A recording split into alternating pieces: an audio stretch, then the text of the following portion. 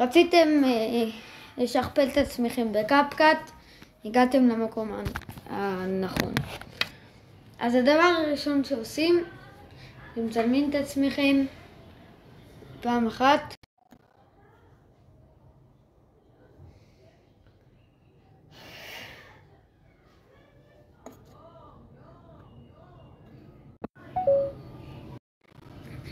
ואז מצלמים אתכם לצד השני. רגע.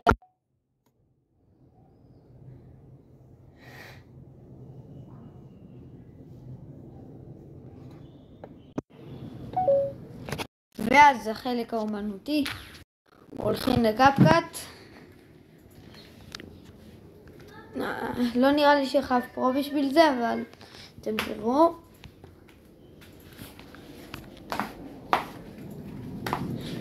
הנה הלכתי לקפקט, פרויקט חדש. הולכים לראשון. שמים אותו פה. הנה אוקיי. עכשיו הולכים לאוברליי.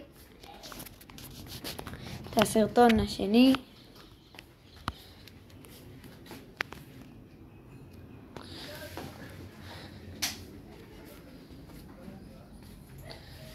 ואז הולכים פה לאיפשהו שרשום, זה אמור להיות פה איפשהו, נראה לי,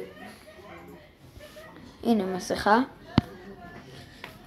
אתה הולך לאופקי, שם פה את שתיהם. אתה יכול לעזור לי שנייה? כי איך אני סיימתי אותה רגע, איך אני שומר ואיך אני מגיש את זה בוואטסאפ. קצת השתבחתי פה, לא נורא. שלום. ואיך אני שומר את זה? ואז זהו, מסתכלים. חכו.